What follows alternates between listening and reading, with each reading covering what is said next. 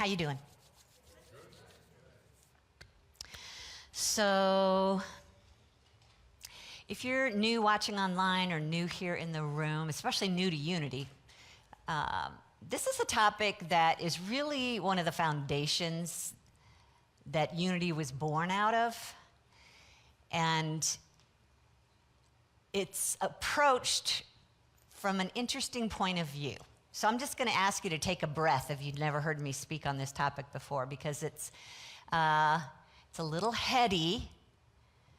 But the thing that's interesting about Unity, part of what we call the New Thought movement, is that it's a story about how the spirituality of God integrates into the physicality of science.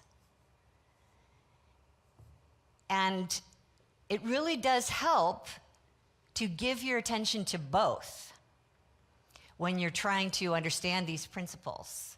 And to me, that's what makes Unity practical Christianity. It's taking Jesus' teachings that sound so lyrical in the scriptures and actually give them methodology, tools, so that we can put them to use. Any one of us can put these tools to use if we understand the spiritual principles behind them.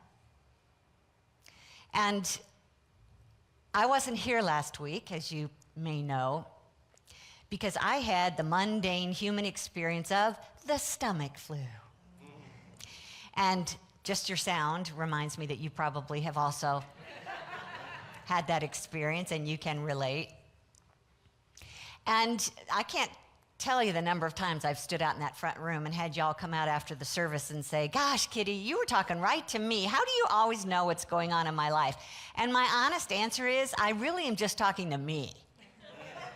What I need to hear. And if it happened to you this week too, then, well, that's what oneness is all about, right? Well, it could be better. Let's put it that way. So, today, I'm going to be talking to me, and you can join in and hopefully receive from what I have to say. And for the next few weeks, what we're going to be doing is talking about the teachings of Unity that are just a little bit different from your mainstream Protestant church. We still see Jesus as our way shower.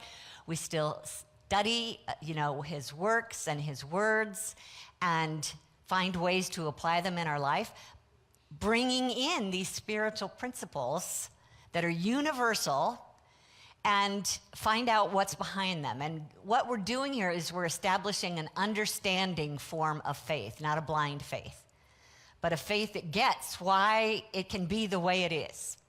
So I like to start kind of with the ideal when I'm talking about a topic so that we can make sense out of it. And one of the things that Unity teaches and really was born out of, as I said earlier, is the subject of healing. Physical healing of the body, of the mind, of your emotions. And especially physical healing we'll talk about today. I want you to consider what's behind it. What's behind healing? Start from the premise that you are a spiritual being. One of our spiritual 5 principles says that God is the only presence and power, and each one of us is an extension of that presence and power. The omnipresence of God also expresses as us. Now, it's in a physical universe, and the body is a physical apparatus, so we have to count that as part of the scenario when we're trying to figure out how to get healthy. But start from the premise that in the mind of God are infinite divine ideas, one of which is a body. One body in the mind of God. It can be born looking different from each other, but basically there is a blueprint for what a human body is meant to be and do. And part of the characteristic of the body is it's designed in the mind of God for well-being. So there was no blueprint that said, and this arm will fall off when it's overtaxed, and this foot will hurt when you walk too much. It's just designed for well-being. Start with that premise in the mind of God. Designed for well-being, designed to be healthy. So a lot of times we think that our health comes from going to the doctor and getting medicine, getting treatments of some kind. And sometimes that works and sometimes it doesn't. But 100% of the time, what is available to us for well-being is that idea of what the body is meant to look like. So I'm going to share some words with you today from many different authors along this New Thought movement. And we'll talk more about New Thought later in this series. But starting with John Randolph Price, some of you took a class with me about his book called The Super Beings. It's a powerful book, and here's what he says about this pattern. Within the consciousness of God mind, within the consciousness of God mind is the idea of the perfect body. And this ideal pattern is constantly seeking to renew the body after itself. When our mind is in tune with its Christ nature, it becomes harmonious, and this state of consciousness will maintain order in the bodily functions. Was there a word that stood out to you as the key to health and well-being? Consciousness. That's how we relate to God. In consciousness, opening our mind to the ideas of God, aligning our thoughts with the thoughts of God. And so according to John Randolph Price, when our mind is in tune with the Christ nature within us, that Spirit of God within us, when we're thinking thoughts like God thinks thoughts, then we're setting the stage for the body, the physical body, to express itself in health and well-being. So up here on the screen, let me show you this little bullseye to help us see the levels of consciousness that we live in. And the yellow center is who you are as a spiritual being. And it's your eternal nature. It's your eternal self that will live on beyond the body. You will never lose a moment of consciousness once you escape the body. It'll be just like stepping into another room. I'm still here. Okay, I will admit, I went to someone once who was considered a medium after my mom passed, and I wanted to hear from my mom. And I knew it was my mom the minute she said, "It's the same old me." In her mind, she was the same person. So that true person of us is a divine mind expressing itself uniquely as you, as my mom, as me. And it's constantly trying to express itself in this human experience using this apparatus to get around. So the veil comes down after we land in this body, and we forget that. And that intermediate level of consciousness we refer to as the subconscious, it's intended to receive that information from your higher self and then allow it to express in the body and in your life. And it happens when our vibrational pattern aligns with spirit. I'm in church and I'm talking about vibrational patterns. What is going on in the world? Welcome to Unity, okay? So think of everything in the universe is energy, and everything in the universe is the omnipresence of God. God is energy. You are energy. Everything we see and can touch is energy. And it's got its own unique vibrations going on, depending on what it is. You've probably stepped into a room and run across a person who is really grumpy. That's their grumpy vibration. On the other hand, you're greeted by children and they're all smiling and laughing, and that's their vibration of joy.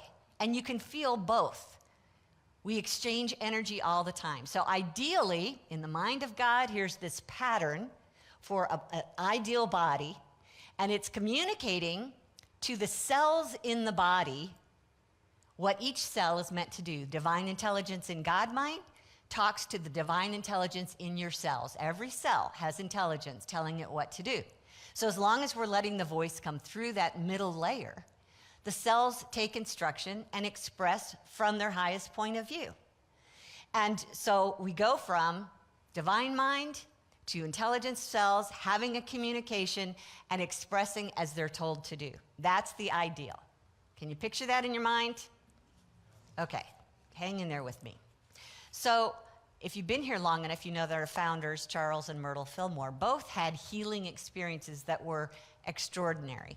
And they go on to write and to pray with people. And one of the things that Myrtle said was, instead of thinking about our apparent condition, she's talking about when we're sick, we are to concentrate our attention upon God, that we may become so aware of God's presence and God's perfect pattern of life and God's qualities that we will forget old errors and dissolve the conditions that we've built upon from dependence on something or someone outside of ourselves, that which is unlike God. So as long as our thoughts in conscious mind are aligned with the divine mind thoughts, there's communication going on, and if it does not happen, it means that we need to rethink.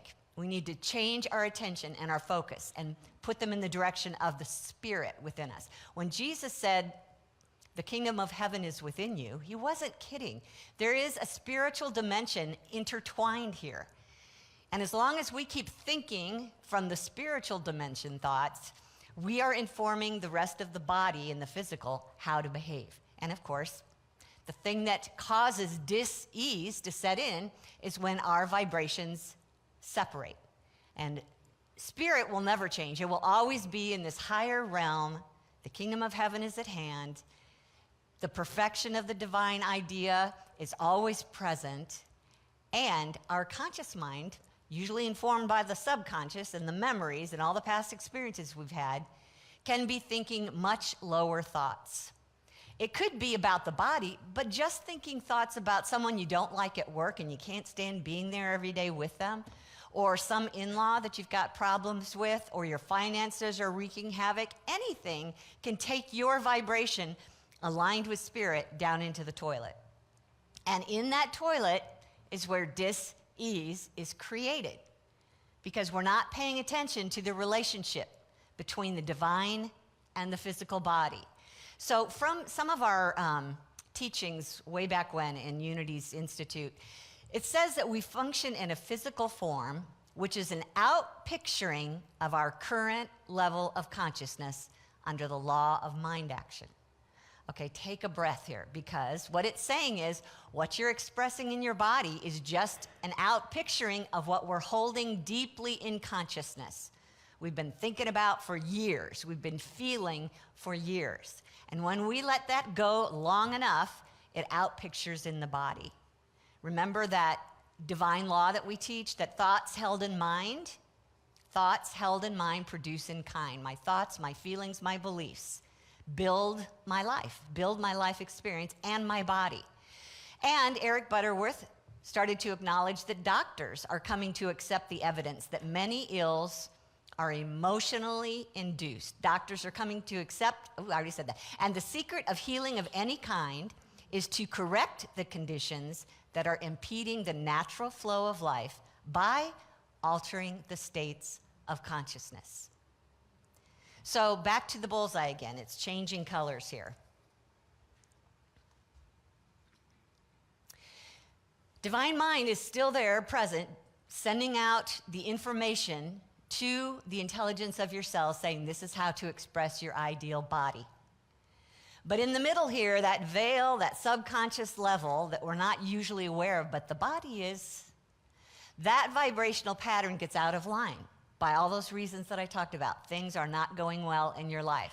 So your energy goes from contentment and peace and allowing to resistance and anger and fear. When you live in those lower, slower vibrations chronically, you're now dropping out of sync with the information that the Spirit is trying to send to you. And so that's when error thoughts that basically say, I have to fight this person in order to get what I need, that type of error thought is what lowers our thinking and interrupts the communication between the higher and the lower self. And when you interrupt the communication of divine intelligence to your cells, the cells just go rogue. They don't know what they're doing. They're just trying to hang on to their health and well-being as best they can, but they're too busy feeling mad about something, or they're too busy feeling scared about something. And they lose that connection so that the body begins to express with dis-ease. This is what interferes with our health and well-being. And Myrtle discovered what interfered with hers, and Charles discovered what interfered with his, but it's also something that can be transformed by the renewing of our mind. One of my favorite teachers on healing is Esther Hicks. And one of the things that she said was the continual realigning process hinges on cellular communication from one cell to another, that's within the physical body, and vibrational communication between the physical and non-physical aspects of those cells. And when you're feeling negative emotion, you're in the state of hindering that cellular communication. Physical and non-physical are seeking communication and must have it in order to experience its natural state of well-being. But when we're feeling negative emotion, you're in the state of hindering that cellular communication, resulting in negative physical symptoms. Is any of this making sense yet? Yes. Okay, so we teach a lot of different things in Unity to help us get back into alignment. And the most common teaching is about using our consciousness, purposely choosing to focus our thoughts on specific truth. This is one of our 12 spiritual powers that we teach about. It's the power of power. It's also our throat chakra. It's that part of ourself that can choose what we want to say, to be authentic, to speak words of truth. So in our Unity teachings, it says positive thinking is a definite step toward healing. God has given us the power to think, and our thoughts can either hinder or put us on the forward path. You must refuse to let thoughts of inharmony and negation enter your mind. Center your thought on God. Think about God and God's healing, cleansing, vitalizing life flowing in and through you. If you just wrote down those 3 words, healing, cleansing, and vitalizing life are flowing through me now, and just meditate on that. 5 minutes a day, you'd be amazed at what would change in you.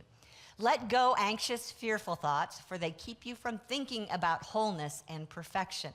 Remember that God created you in God's image and likeness, which is not a physical male body on a throne, but God's image and likeness is of spirit, perfect life, perfect strength, perfect power. God's life and health fill every part of your being. Every cell is alive with energy and vitality. Those are the type of things that we want to think about, even in the midst of symptoms. Keeping your mind absorbed in the spiritual dimension. The presence of the kingdom is within you. Now, I'm not saying to deny that you have symptoms. I'm just saying acknowledge that in the midst of the symptoms, there's also the presence of perfection and wholeness expressing through spirit. So which one will we choose today? There was a story early in Myrtle's healings that's told, how did this happen? She basically was at home with one of her little boys, Lowell, and there was a knock on the door, and it turned out to be a salesman, and she invited him in like none of us would ever do today. And as soon as the little boy heard salesman, he was all over that. He wanted to see what the guy had. So he was hovering, and she started to introduce, this is my son Lowell, and suddenly the salesman looked at the little boy, and he said, well, my little boy will never see again. And she immediately denied that of him. And she began to talk about her own personal healing. She had been given 6 months to live because of tuberculosis. And then she discovered that she was a child of God and did not inherit sickness. And she began to see herself as a perfect spiritual being, untouched by tuberculosis. And within 2 years, she was healed. And that created the healing and prayer ministry that Unity still is practicing today. So she told him about her story, and he said, would you come and see my son? And so when she got there, she said that his eyes looked like they were covered with the white of an egg. Didn't faze her in the least. She just began to talk to this little boy. And she talked about speaking words of truth to him until he began to realize that truth. And what she said was he was a beloved child of God. that God loved him and God's will for him was perfect sight. So she left, she came back for a second visit. His sight had improved so much that he was able to go to the door himself, open it up, and let her in. And in a short time, as she continued to visit with him, his eyes completely healed. And the word got out. And people started showing up at Myrtle's door with their own problems. And she said, she gave them all the same response. She said they were God's beloved children, and God's will for them was health, that the healing power of the Christ was in them, and they too could have perfect wholeness by realizing this truth. So first of all, God's will for them was health. How do we know that? Because of the divine idea for the body was designed to live in health. And then she said that the healing power of the Christ was in them. Is this Jesus, the man, Christ in them saying, okay, I have sympathy for you, I'm going to heal you? No. It's the presence of Spirit, the Christ, the one Christ, everywhere present, expressing uniquely as each one of us that's within us, that's holding that idea, that divine idea, that is sending that divine intelligence out to the intelligence of the cells. It's always present. The work must be done in us to allow our communication of cells with the communication of spirit. Trusting that it's present. You can be throwing up, sorry about that, and at the same time, remember, there is a perfection in me that is of spirit, and its power is greater than the physical that's happening in my body right now. And the more that I look at that perfection and wholeness and feel it and realize it, that's what she was trying to get to, is them realizing this truth, the more that the cells started to sync with that divine language that was being spoken all the time.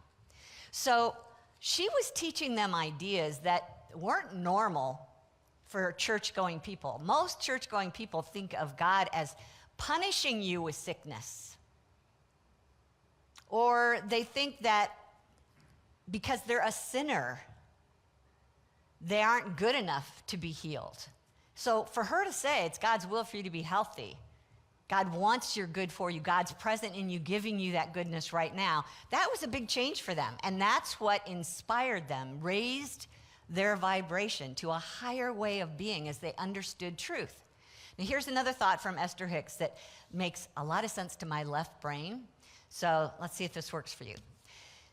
She says, there are not enough actions in the world to compensate for vibrational resistance. In other words, you can go see as many doctors as you want, but as long as you are going to hold on to a vibration of hate or sadness or helplessness, any kind of negative emotion becomes chronic in you, you can go to all the doctors you want, but it's just going to come back.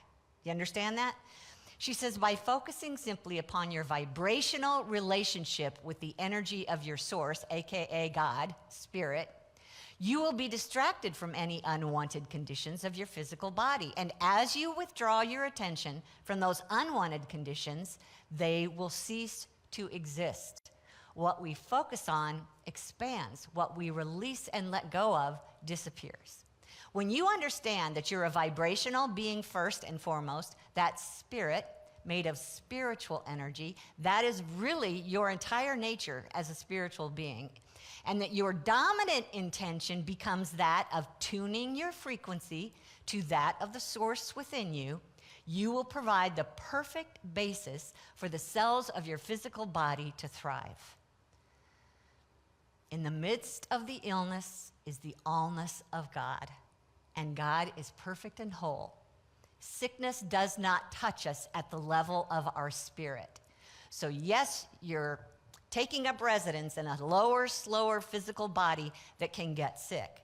But at the same time, you can move in consciousness to who you are as a spiritual being, which is untouched by the symptoms or the germs, the illness of any kind.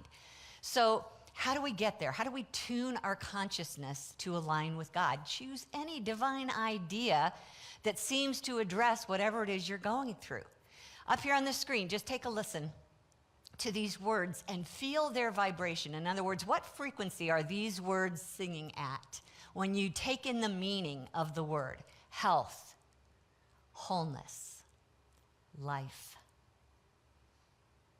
balance, strength, power, love, harmony, allowing, flow, freedom, purity, comfort, peace, serenity. This is God. This is what God is. God doesn't give these things. God is these things. God is health. God is peace. And so we're here to tune our mind to these ideas of God. God just is. And oh, by the way, think of a divine idea and God is expressing as that. God will not give you peace. God is peace, and we tune in with that peace and realize I am peace. I am is basically your password for getting into your spiritual vibration.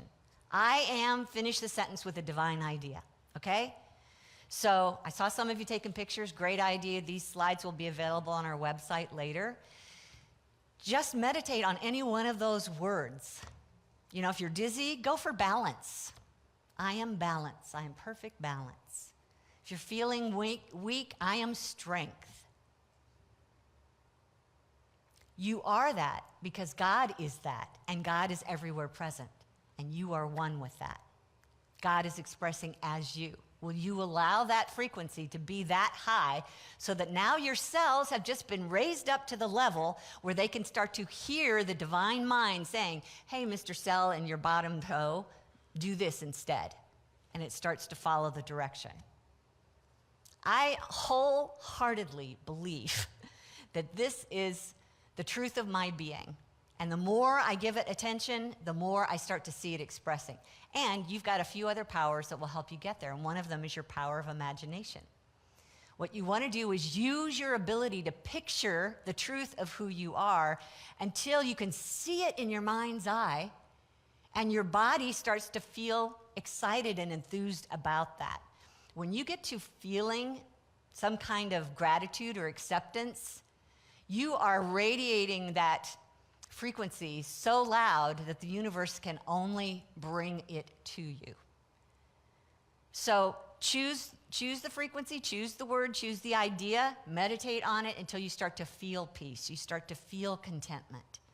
And that's when you know, when you're feeling content with those words, that you're starting to rise up into your spiritual frequency where there is no sickness. That's how Jesus healed.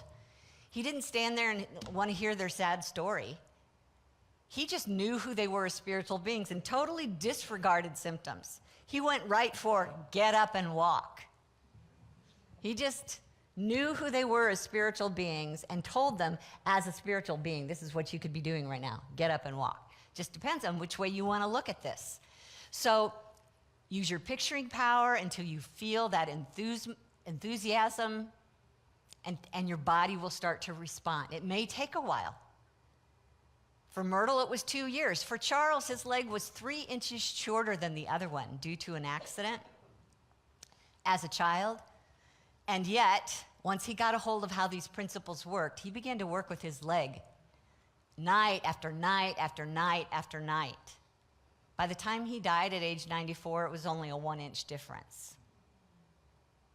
So, how much time do you want to give? How valuable is your health to you? How much do you care about being healthy and able to get out and walk around?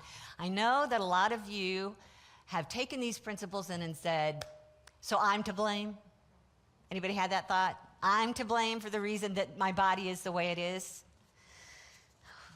Lord. Do you want to argue for your limitations or do you want to feel better? I'll talk to you afterwards, John. Hold that question.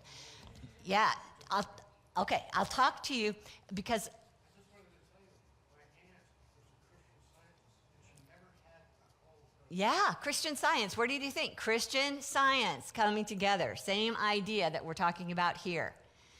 So, spirit is meant to intertwine with the physicality of us, but it's meant to be the director. The master sitting in the carriage, not the horse of emotions that go crazy on us, not the willful driver of the carriage, but the master within that says, this is where we're going. And everybody listen. So we're using our positive feelings, our power of imagination to get to that communication stream again so that the body can start to respond. One of the things up here on the screen that you might want to practice is before you get up in the morning, imagine feeling refreshed as you step out of bed. A lot of times we lay there in bed and think, crap, I do not want to get up. Or give your body a little help and consciously choose to see you bounding out of bed, feeling refreshed. Get to the feeling of it, feeling refreshed. When you're active in the busiest part of your day, imagine before you get there that instead of feeling irritated by something, you feel strong, you feel capable, you're ready to take the next step. Use that power of imagination so that when you are seeing yourself preparing your meal for dinner, that you're enthused about the process, not grumbling about the fact that you got to cook dinner again, but that it's a fun experience for you. When you're relaxing at the end of your day, imagine yourself feeling content. No matter what the day went like, imagine yourself, when I get to the end of my day today, I'm putting my feet up and I'm just going to focus on the word contentment. Prepare the path ahead of time. When you're drifting off to sleep, imagine yourself, when I go to sleep tonight, I don't care how badly I slept last night, tonight I can see myself when I close my eyes to feel grateful for my day and grateful for a deep sleep. Are you following? You're in charge.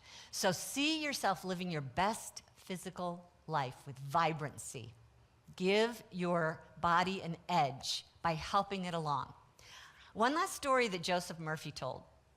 He wrote a lot of books that are related to these principles.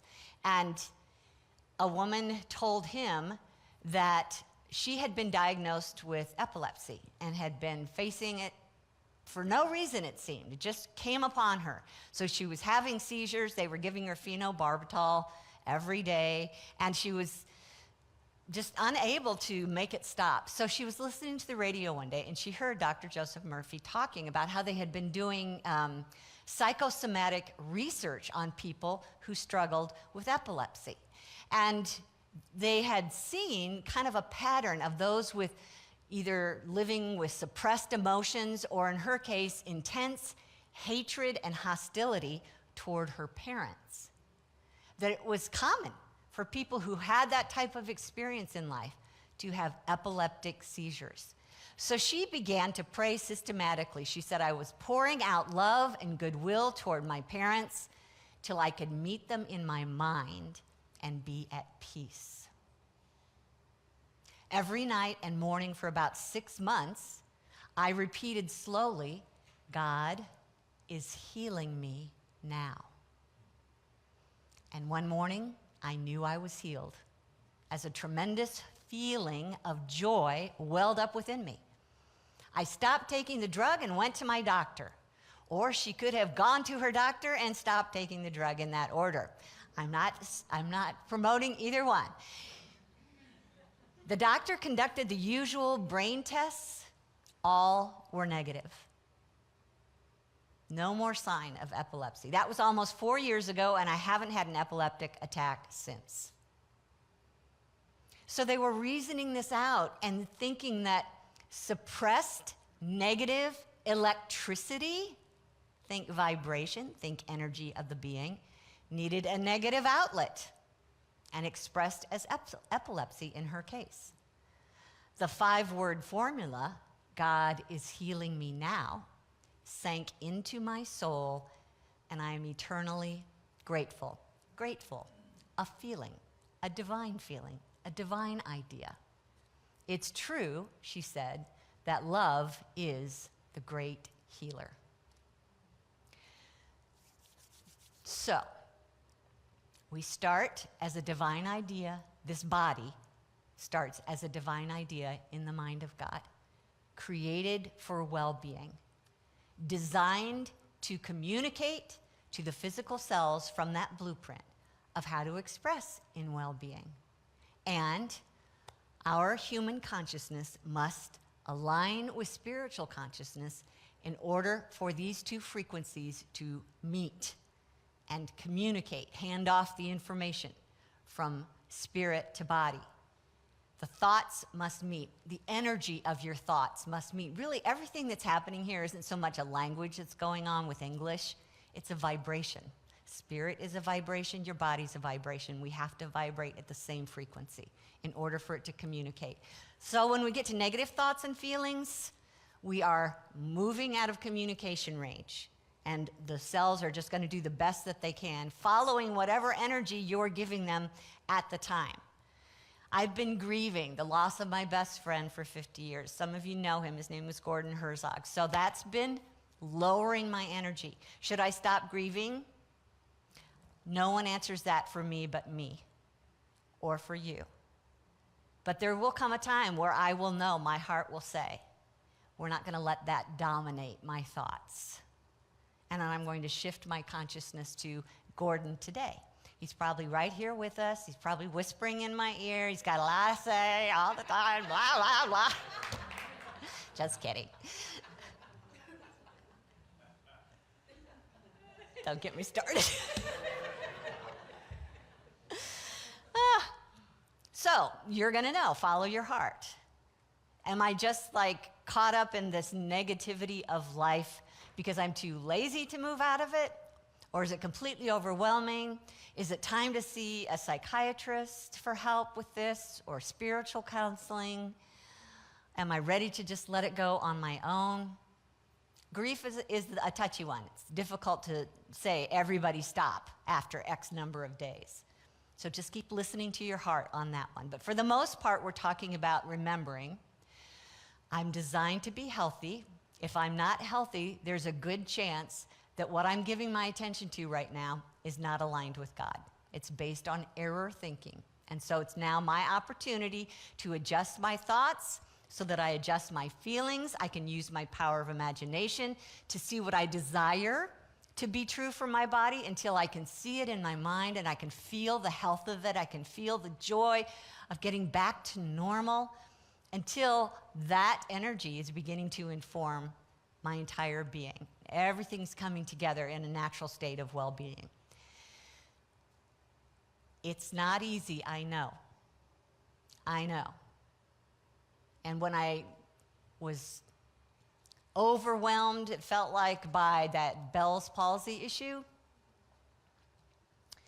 you know, it's lasted months, and it's been an opportunity for me to continually ask, what is it that is interfering with my ability to speak or use this language part, my being authentic, saying my truth, being able to speak about who I really am?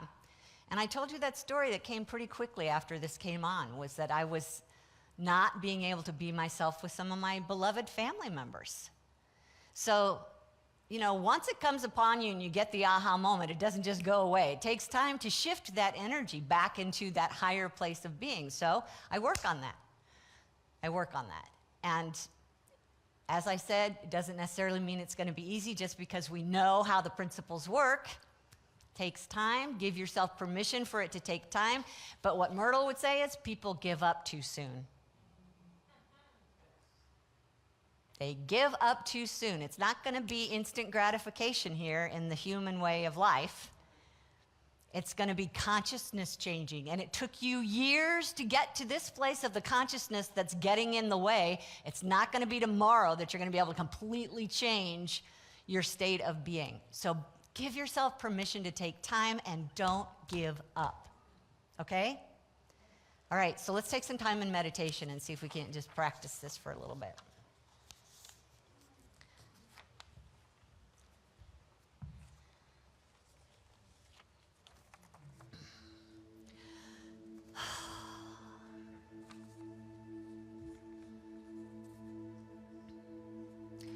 If this is your first time in a meditation, good news, it feels really good.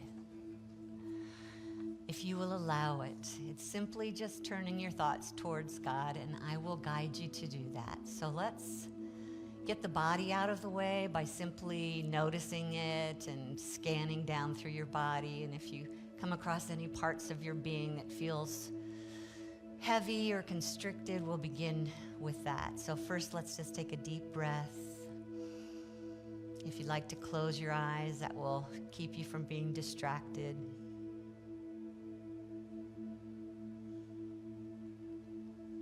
And with every breath, you feel your body becoming more relaxed.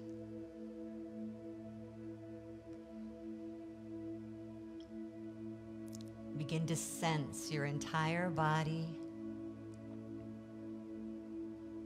realizing it's filled with trillions of cells.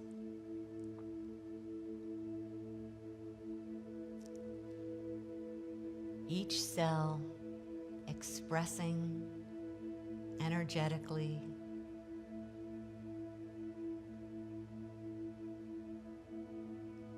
and imagine each one of these cells expressing as individual bodies of divine light.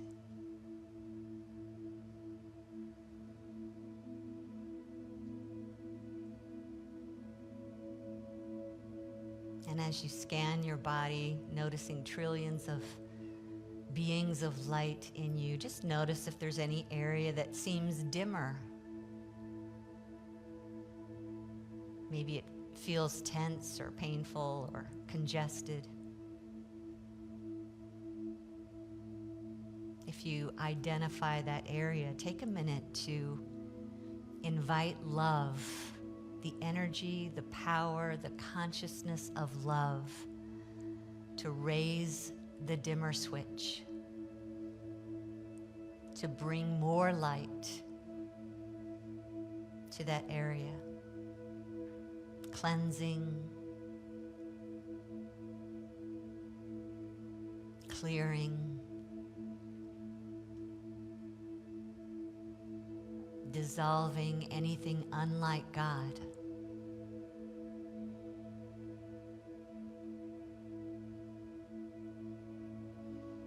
And send gratitude for that divine light.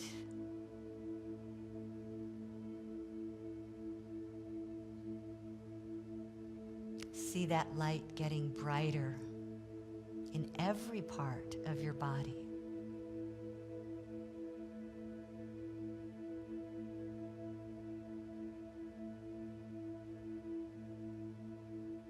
Knowing that that light is actually perfect love.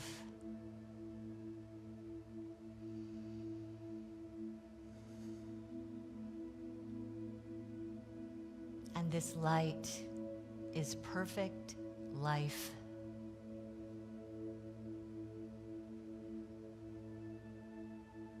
Love and life are getting brighter in every part of your body.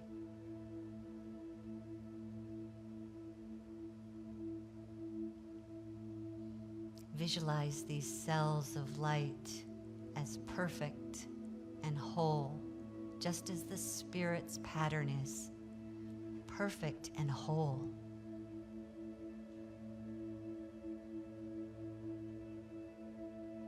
In their contentment, they're glad to follow the guidance of the divine mind present in you.